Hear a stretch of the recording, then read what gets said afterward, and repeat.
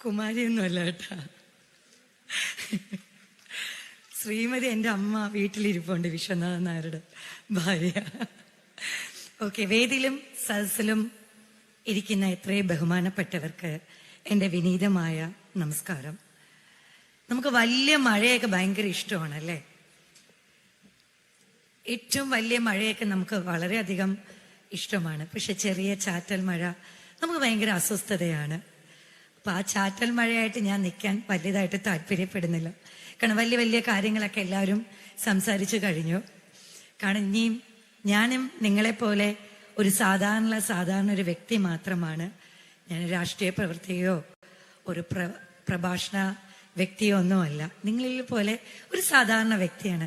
നമുക്ക് ഇരു കൂട്ടുകാർക്കും മനസ്സിലാകുന്ന ഒരു ഭാഷ, ഇന്ന് നഷ്ടപ്പെട്ടുകൊണ്ടിരിക്കുന്ന ഒരു ഭാഷ, പ്രത്യേകിച്ച് നഷ്ടപ്പെട്ടുകൊണ്ടിരിക്കുന്ന ഒരു ഭാഷയാണ് സ്നേഹത്തിന്റെ ഭാഷ. ആ സ്നേഹത്തിന്റെ ഭാഷയിൽ നിന്ന് ഞാൻ തുടങ്ങാം.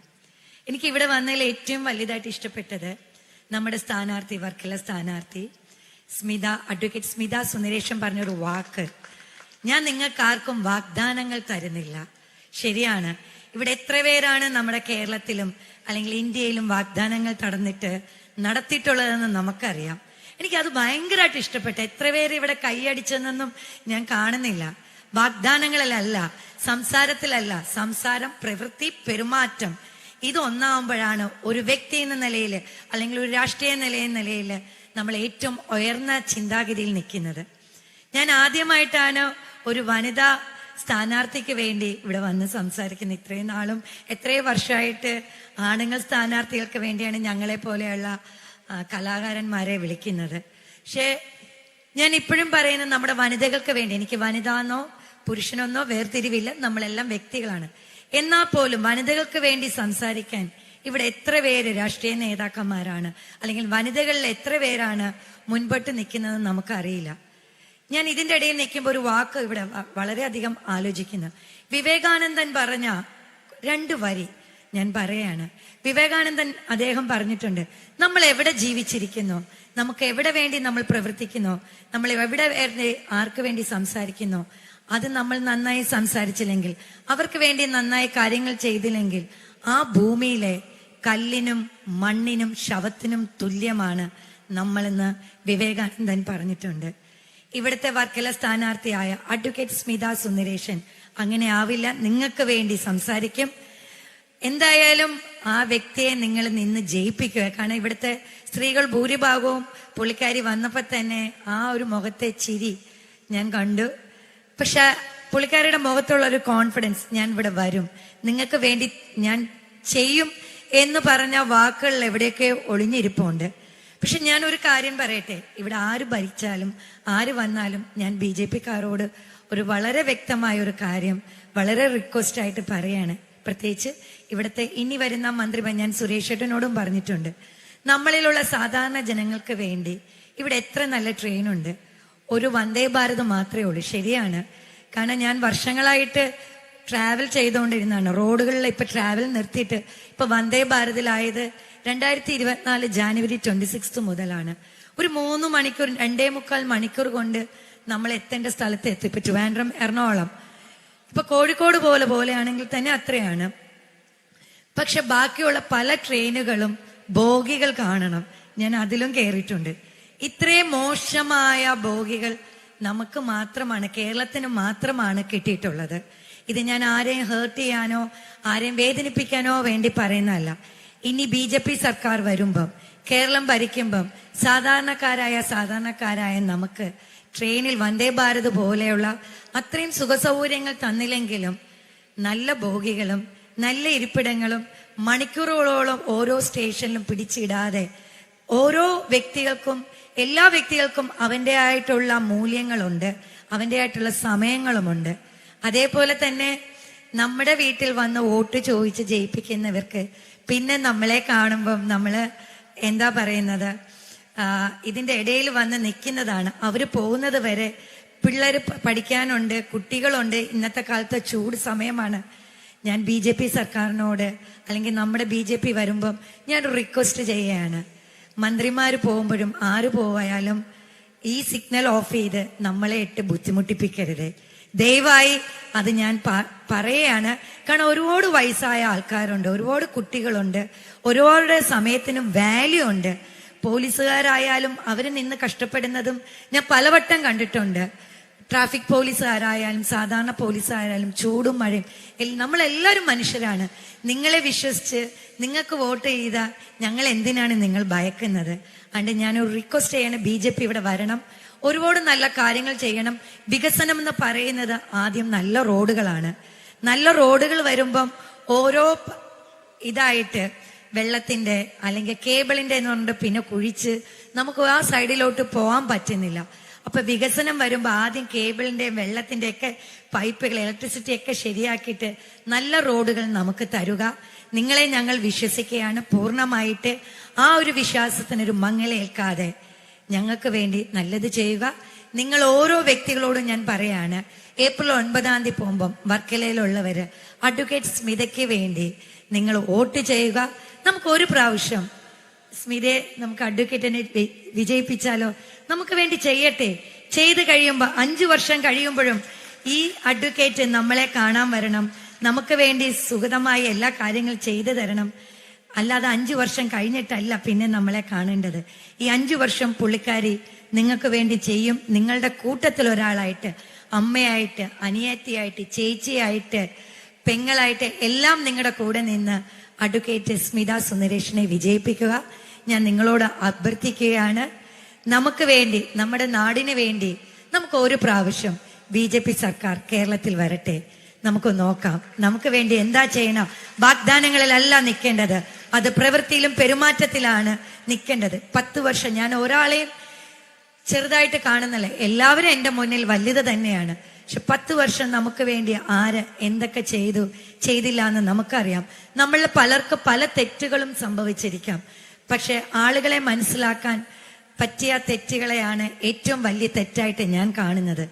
അത് വോട്ട് ചെയ്യാൻ പോകുന്ന ബൂത്തുകളിൽ പോകുന്ന ദിവസങ്ങൾ നിങ്ങൾ തെറ്റുകൾ ആവർത്തിക്കാതിരിക്കുക. നിങ്ങൾ എല്ലാവരും ബുദ്ധിയുള്ളവരാണ്. നമുക്ക് വിദ്യാഭ്യാസമല്ല വേണ്ടത്, ഏറ്റവും നമ്മുടെ ജീവിതത്തിലെ അനുഭവമാണ്. ആ അനുഭവത്തിൽ നിന്ന് മാത്രമേ ഓരോ വ്യക്തികൾക്കും നമുക്ക് മുന്നോട്ട് പോവാൻ പറ്റുള്ളൂ. അഡ്വക്കേറ്റ് സ്മിതയും വിദ്യാഭ്യാസത്തിനെയും കാട്ടിയും ഏറ്റവും അനുഭവത്തിന്റെ തീച്ചുളയിൽ വന്ന വ്യക്തിയായിരിക്കാം. അവർക്ക് വേണ്ടി ഞാൻ നിങ്ങളോട് വോട്ട് അഭ്യർത്ഥിക്കുകയാണ്. വോട്ട് കൊടുക്കുക. ഒരു 5 വർഷം നമുക്ക് അഡ്വക്കേറ്റ് സ്മിത സുന്ദരേഷിനെ ഇവിടെ ഇരുത്താം. താമര വിരിയിപ്പിക്കൂ. നന്ദി, നമസ്കാരം. ഇത്രയും നേരം എന്നെ കേട്ടിരുന്നതിനും ഒരുപാട് നന്ദി. ഞാൻ ഒരിക്കൽ കൂടെ പറയാണ്, BJP സർക്കാർ വരുമ്പം നമുക്ക് വേണ്ടി ഒരുപാട് വികസനം, എറണാകുളം മാത്രമല്ല ട്രിവാൻഡ്രത്തിനും വികസനം വേണം. ഇന്ന് ഏറ്റവും കൂടുതൽ വികസനം വന്നുകൊണ്ടിരിക്കുന്ന എറണാകുളമാണ്. പിന്നെ ഇതിന്റെ ഇടയിൽ ഞാൻ പറയാൻ മറന്നുപോയ കാര്യമുണ്ട്. നമ്മുടെ തലമുറകളെ നിങ്ങൾ ശ്രദ്ധിക്കുക. ഇനി തലമുറകൾ വേണമെങ്കിൽ ഇവിടെ മയക്കുമരുന്നുകൾ നിർത്തുക. അതാണ് ഇനി വരേണ്ട ഏറ്റവും വലിയ ഒരു രാഷ്ട്രീയക്കാരോടുള്ള ഏറ്റവും വലിയ റിക്വസ്റ്റ്. ഇവിടെ മയക്കുമരുന്നും മദ്യവും കഞ്ചാവും നിർത്തുക. അത് നിങ്ങൾക്ക് നിർത്തിയാൽ മാത്രമേ നാളെ നിങ്ങൾക്ക് വോട്ടിടാൻ ഒരു പുതിയ തലമുറകൾ കാണുള്ളൂ. അത് മാത്രം ആലോചിക്കുക. നന്ദി, നമസ്കാരം.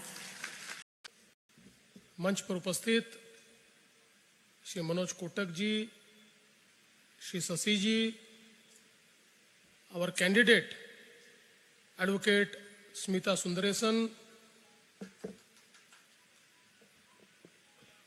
श्री आजी SRM, श्री मनु प्रसाद, श्री संजीव नाइक, श्री चंद्रू, श्रीमती माया विश्वनाथ, राजेश माधवन, बाल मुरली जी, श्री ओटर मोहनदास, एडवोकेट अनिल कुमार, श्री मनाम्बूर दिलीप, श्री श्रीनिवासन जी, श्रीमती अनुश्री जी, श्री जिष्णु जी, श्रीमती रीना धरन, श्री अनंतु विजय, श्री बीजू, मंच पर उपस्थित सभी नेतागण और उपस्थित सभी बहनों और भाइयों, केरल तिल्ले एंटे प्रिय पट्टे सहोदरी सहोदन मारे एल्लावर्कुम एंटे नमस्कारम केरलम पवित्र भूमि इल बीजेपीए विजयी पीकनम एन्न अभ्यर्थिकुनु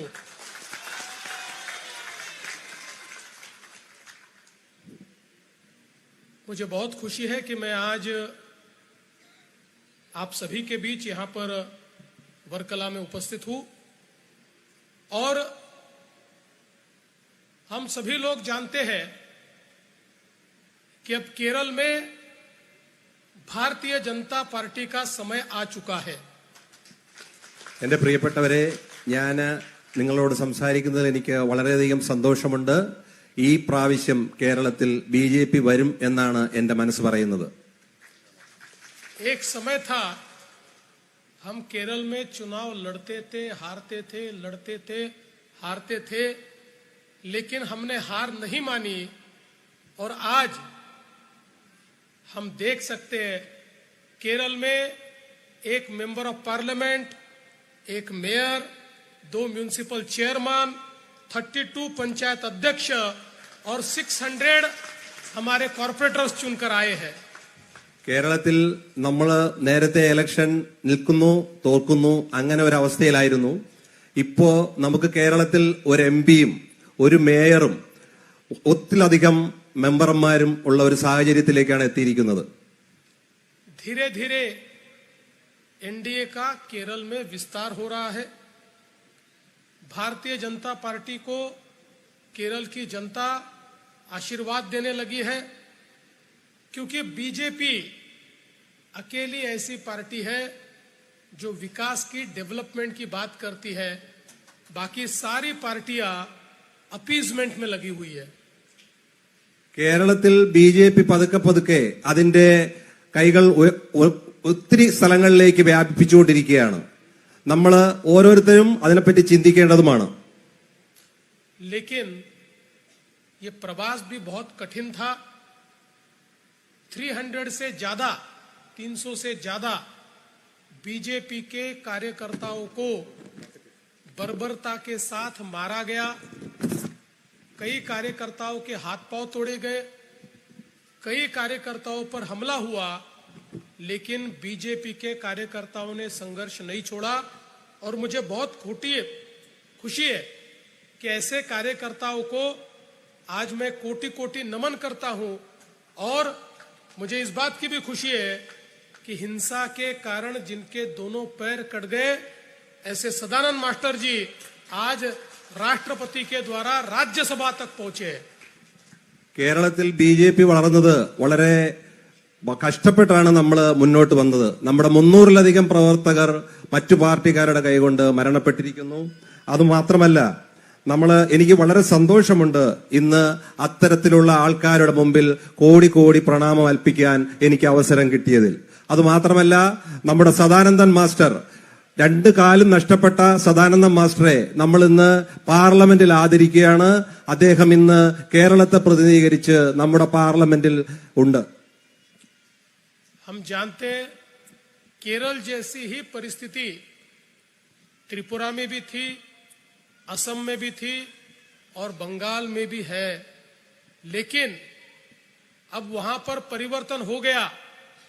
10 वर्षों से त्रिपुरा और असम बीजेपी की सरकार बहुत अच्छा काम कर रही है और मैं बंगाल जाकर आया हूं। मैं दावे के साथ कहता हूं, इस बार बंगाल में भी भारतीय जनता पार्टी की सरकार बनने वाली है। अब सभी की नजर केरलम की तरफ है, क्योंकि मोदी जी ने केरला का केरलम किया है। अब केरलम में भी बीजेपी की सरकार हमारी संस्कृति की रक्षा करने के लिए हमको तैयार करनी है। എനിക്കറിയാം, കേരളത്തിൽ ബിജെപി വരുന്നത് വളരെ ബുദ്ധിമുട്ടിയുള്ള സാഹചര്യത്തിൽ വന്ന് ഇന്നിപ്പോ നമുക്ക് ഇത്രയും മെമ്പേഴ്സ് ഉണ്ടായി. ഇതേ അവസ്ഥ തന്നെയായിരുന്നു ത്രിപുരയിലും ബംഗാളിലും മറ്റ് സ്ഥലങ്ങളിലും ഉണ്ടായിരുന്നത്. ഇന്ന് അവിടെയെല്ലാം ബിജെപിയുടെ സർക്കാരാണ് ഭരിക്കുന്നത്. അതുപോലെ തന്നെ ഞാനിപ്പോ ബംഗാളിൽ പോയിട്ടാണ് വരുന്നത്. ഇപ്രാവശ്യം ബംഗാളിൽ ബിജെപിയുടെ ഗവൺമെന്റ് ഉണ്ടാകുമെന്ന് എനിക്ക് വളരെയധികം ഉറപ്പുണ്ട്. मैं वर्कला में आने के बाद भगवान जनार्दन स्वामी, इनको कोटि कोटि नमन करता हूं। सदियों से पूज्य जनार्दन स्वामी के मंदिर में लगातार लोग आते हैं। केरल की आध्यात्मिक शक्ति का यह प्रतीक है, लेकिन प्रदेश सरकार ने कभी भी वर्कला की तरफ ध्यान नहीं दिया, ये भी हम लोग जानते हैं। എനിക്ക് കേരളത്തിലെ ഈ വർക്കലയുള്ള ജനാർദ്ദന സ്വാമി ക്ഷേത്രത്തിന് മുമ്പിൽ ഞാൻ ശിരസ നമസ്കരിക്കുന്നു. അതുപോലെ തന്നെ ഈ ജനാർദ്ദന സ്വാമി ക്ഷേത്രത്തിലേക്ക് മഹാരാഷ്ട്രയിൽ നിന്നും വളരെയധികം ആളുകൾ വന്ന് എന്നോട് അഭിപ്രായങ്ങൾ പറയാറുണ്ട്. പക്ഷേ കേരളത്തിലെ സാംസ്കാരിക പൈതൃകം ഇന്ന് ഇവിടെ ഭരിച്ച പാർട്ടികൾ വളരെ മോശമായ അവസ്ഥയിലാണ് ആക്കിയിരിക്കുന്നത്. അത് എത്രയും പെട്ടെന്ന് നന്ന രീതിയിൽ വരുന്നുവാൻ ബിജെപിയുടെ സാരഥികളെ നിങ്ങൾ വിജയിപ്പിക്കണം. एलडीएफ की सरकार ने, उससे पहले यूडीएफ की सरकार ने जो वादे किए थे, एक भी वादा पूरा नहीं किया। वर्कला में हाईटेक मार्केट बनाने की बात हुई थी, आयुर्वेद अस्पताल बनाने की बात हुई थी। 7 वर्ष हो गए, लेकिन आयुर्वेद हॉस्पिटल नहीं बना। काम अधूरा छोड़ देने का प्रयास यहाँ की सरकार के द्वारा हुआ। ഇവിടെ മാറി മാറി വന്ന LDFന്റെയും UDFയും സർക്കാരുകൾ കേരളത്തിലെ ഈ വർക്കലയിലെ ഹൈടെക് മാർക്കറ്റും ആയുർവേദ കോളേജിന്റെ പ്രവർത്തനവുമെല്ലാം മുരടിപ്പിക്കുകയാണ് ചെയ്തത്. കഴിഞ്ഞ 7 വർഷമായി അതിനൊന്നും യാതൊരുവിധ ഡെവലപ്മെന്റും ഇല്ല എന്നുള്ളത് എനിക്ക് മനസ്സിലായി. നമ്മുടെ സർക്കാർ വന്നാൽ ഇതെല്ലാം മാറും. बहुत पब्लिसिटी की कि 63 एकड़ भूमि पर 200 करोड़ रुपए लगाकर आयुर्वेद ग्लोबल विलेज बनाएंगे, लेकिन उस पर भी आगे कुछ नहीं हुआ। आज तो ये अवस्था है कि वर्कला के अस्पताल में डॉक्टर नहीं है, दवाई नहीं है, सुविधा नहीं है, कोई भी समस्या या सुलझाई नहीं जाती। गरीबों के लिए कोई व्यवस्था यहाँ बची नहीं, ऐसी परिस्थिति हमको देखने को मिलती है। നമ്മുടെ വർക്കലയിൽ 200 കോടി രൂപ ചെലവിൽ നിർമ്മിച്ച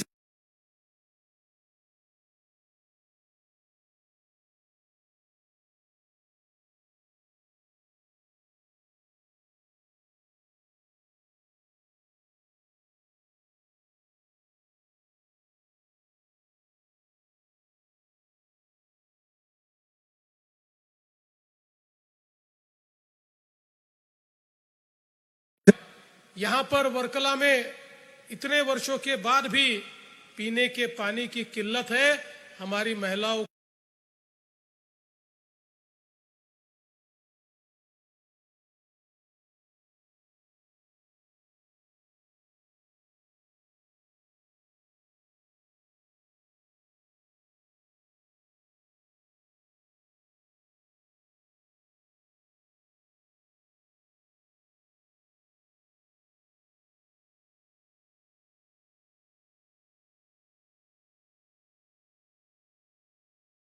को आज भी तकलीफ सहन करनी पड़ती है कि, लेकिन उस पर भी राज्य की सरकार ने कोई कार्रवाई नहीं की।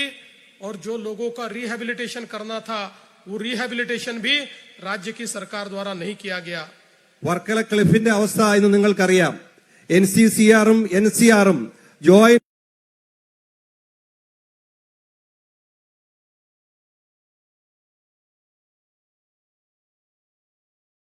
വെഞ്ചറായിട്ട് അവിടെ പദ്ധതി ഇല്ല. ഏതു വിധേനയും ഇതിനെ നന്നാക്കിയെടുക്കണമെന്നാണ് നമ്മുടെ ആഗ്രഹം.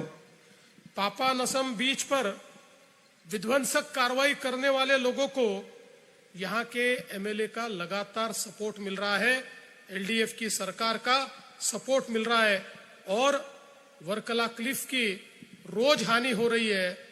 कैनाल के पुनर्निर्माण में भी बहुत बड़ा भ्रष्टाचार हुआ है, और कई लोगों ने मिलकर एक प्रकार से इसमें लूट मचाई है। പാപനാശം കടൽപ്പുറം തീവ്രവാദികളുടെ സഞ്ചാര കേന്ദ്രമായി മാറിയിരിക്കുകയാണ്. ഇവിടുത്തെ MLA അതിനുവേണ്ടി യാതൊരുവിധ പ്രവർത്തനവും നടത്തുന്നില്ല. അതുമാത്രമല്ല, ക്ലിഫിന്റെയും കനാലിന്റെയും പുനർനിർമ്മാണ പ്രവർത്തനങ്ങൾ എല്ലാം പകുതി വഴിയിലാണ്. मोदी जी ने लगातार केरलम को बहुत बड़े पैमाने पर मदद करने की कोशिश की, लेकिन यहाँ की सरकार उसमें भी रोड़े अटकाने का काम करती है और स्वयं विकास नहीं करती और मोदी जी के विकास को भी रोकने का काम केरलम की सरकार ने किया है। നമ്മുടെ പ്രധാനമന്ത്രി നരേന്ദ്രമോദി കേരളത്തെ സഹായിക്കാൻ പലതരത്തിലുള്ള പദ്ധതികൾ പ്രഖ്യാപിക്കുകയുണ്ടായി. എന്നാൽ ഇവിടുത്തെ ഭരണകക്ഷികൾ അത് വഴി തടസ്സപ്പെടുത്തുകയാണ് ചെയ്യുന്നത്. സ്വച്ഛ് വികാസ് പദ്ധതിയുടെയൊക്കെ പണം ഒരു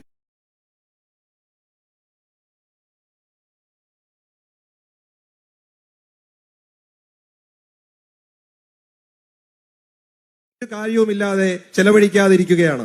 മോദിജി നിരന്തര പരിശ്രമം കൊണ്ട് लेकिन 2024 से ये शुरू हुआ और अब वर्ल्ड में 83rd नंबर पर ये अंतर्राष्ट्रीय सी पोर्ट आया है। 83rd नंबर पर ये अंतर्राष्ट्रीय सी पोर्ट आया है। ट्रैफिक बढ़ेगा, इसके कारण केरलम को भी फायदा होगा और बहुत बड़े पैमाने पर एम्प्लॉयमेंट का भी जनरेशन होगा। പ്രധാനമന്ത്രി നരേന്ദ്രമോദി മുൻകൈയെടുത്ത് 2014 നമ്മുടെ വിഴിഞ്ഞം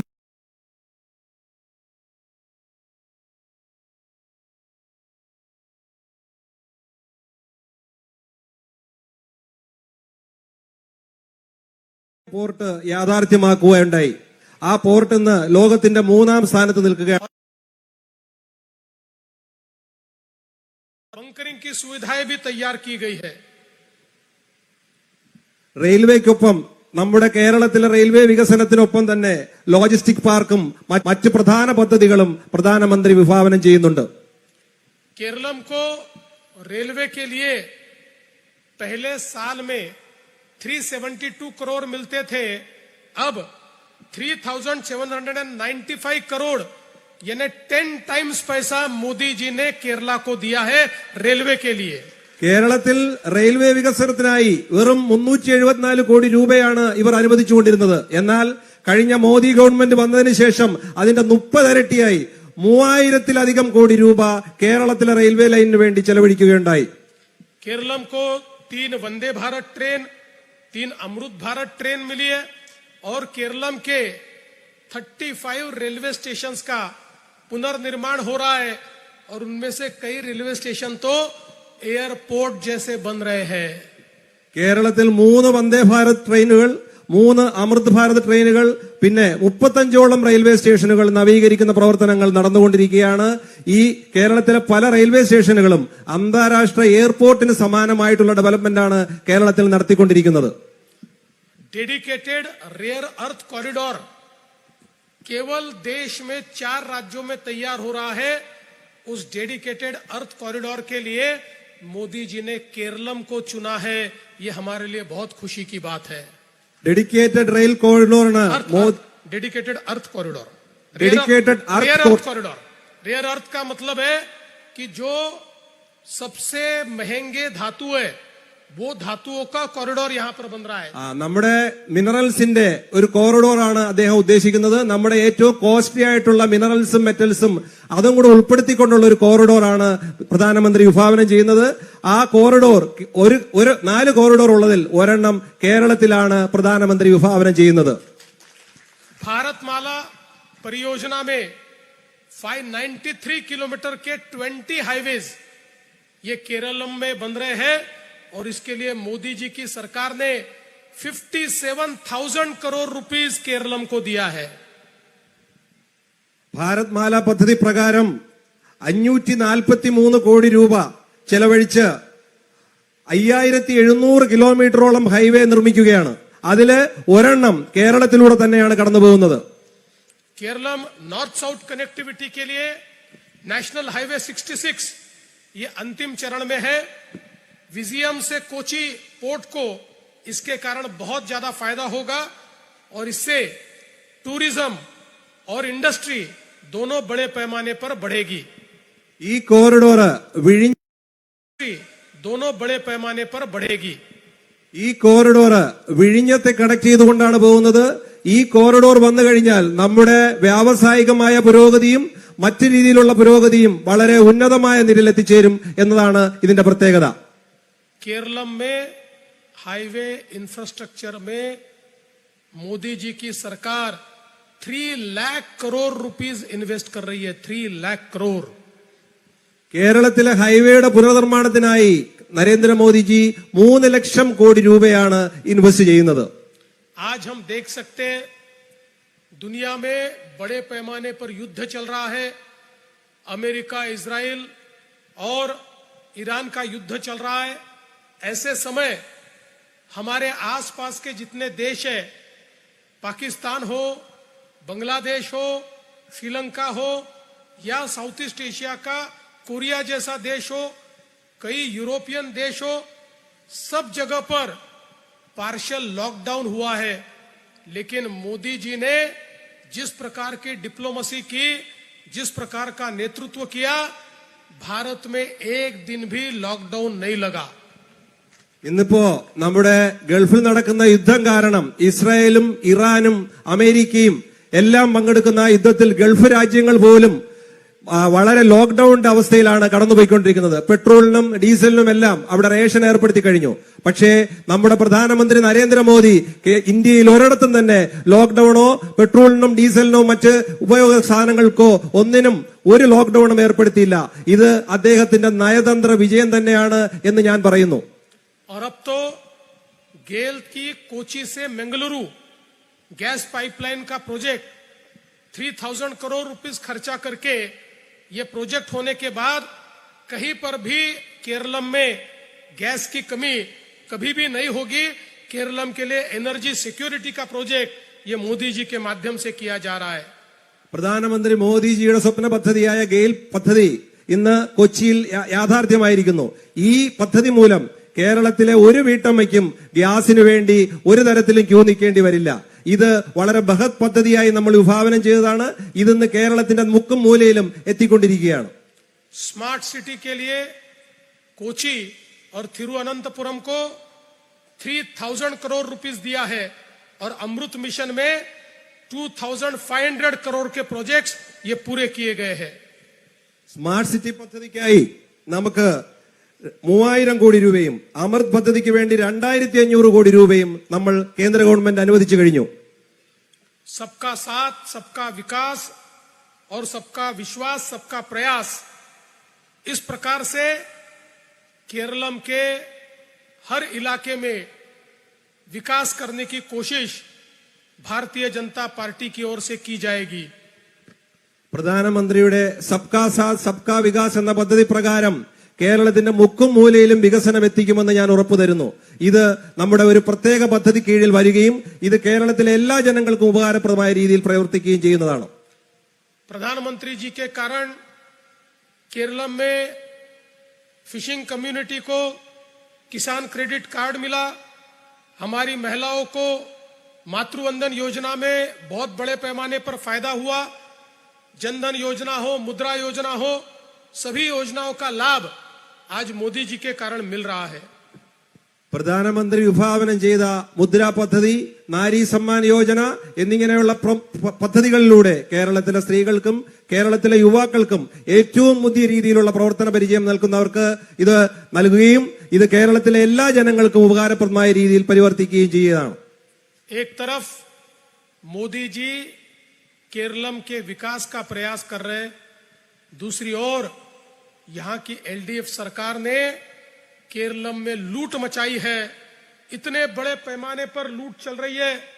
आज देखिए, एक समय ऐसा था केरल ये शिक्षा के क्षेत्र में, एजुकेशन में नंबर 1 था, लेकिन आज केरल अनएम्प्लॉयमेंट में नंबर 1 है.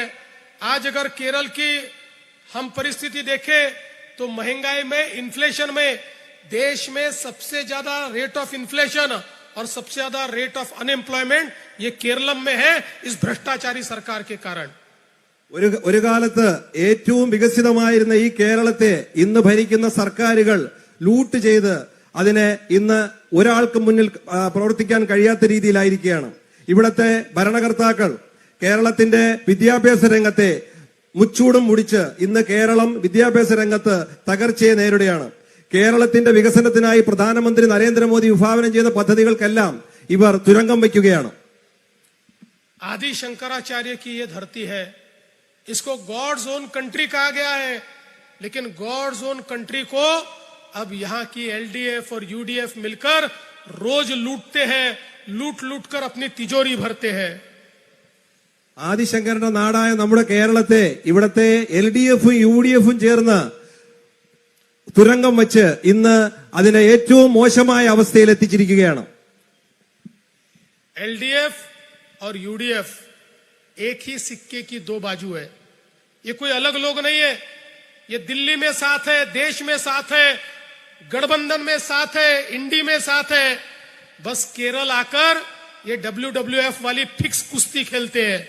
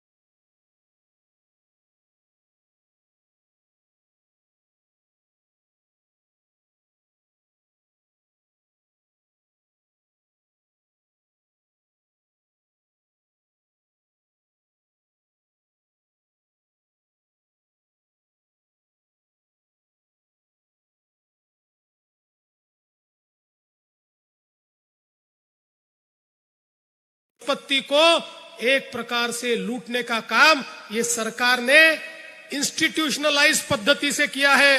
भगवान अय्यप्पा इनके भी खजाने से